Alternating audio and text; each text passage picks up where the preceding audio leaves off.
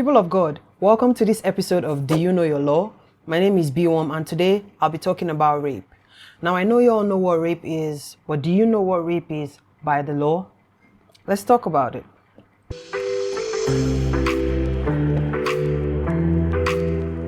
Welcome back again to Do You Know Your Law? My name is B1 once again, and today, like I said, we'll be talking about rape. Now, what is rape? According to section 357 of the Criminal Code, rape is having unlawful carnal knowledge with a woman or a girl without her consent, or with her consent if the consent is obtained by force or by means of threats or intimidation of any kind, or by fear of harm or by means of false or fraudulent representation as to the nature of the act. Now, before rape is said to be completed, there are three elements that must be present in the offense of rape. Before somebody can be found guilty of rape, it has to be established that those three elements were present. The first element, namely unlawful carnal knowledge. That's the first element. Now, what is unlawful carnal knowledge? Unlawful carnal knowledge, simply put, is carnal connection outside the bounds of marriage. The second element that should be present in the offense of rape, or if you want to establish an offense of rape, is consent. Now, consent can be in two forms. There's verbal consent and there's non-verbal consent. Now, verbal consent, simply put, is yes or no, while non-verbal consent is, nodding of the head, shaking of the head, or gestures that might suggest acceptance or denial or agreement or disapproval, as the case may be. For the purpose of this, we will not dwell on non-verbal consent because it can be misinterpreted. But let's talk about verbal consent. Now, if a person says yes, it means I consent. And if a person goes ahead to say no, it means I do not consent. Unfortunately, most people don't understand this. No means no. You cannot assume that there is a yes behind a person saying no. If somebody says no, it means I do not approve. Now, if somebody says no to you and you proceed to have unlawful carnal knowledge of the person, that in itself is rape. Let me also make it clear that consent can be obtained through force or through misrepresentation, through coercion and, all those sorts of things. Let me break it down in the simplest possible form.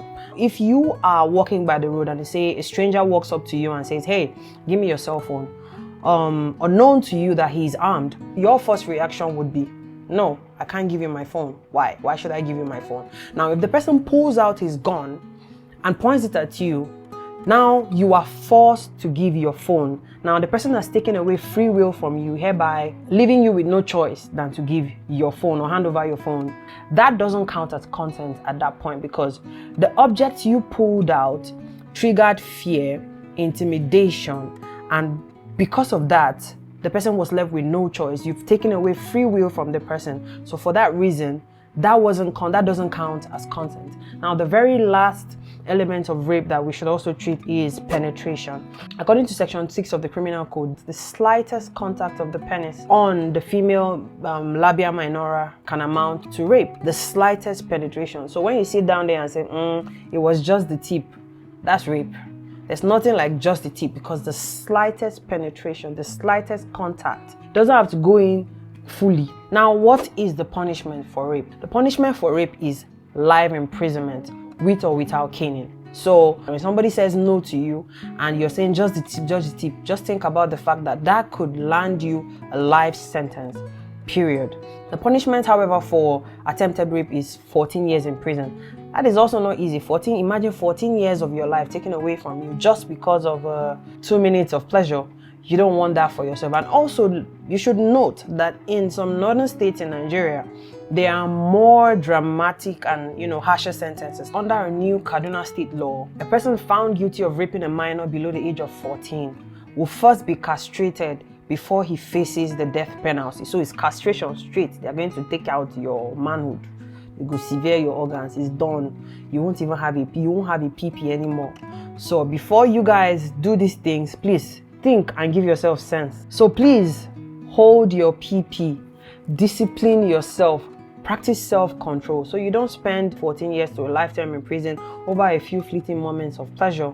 I hope you guys liked this video. I hope you learned something new. If you did, please leave a like, leave a comment, ask any questions, as regards to the topic I just treated, and I'll be happy to respond.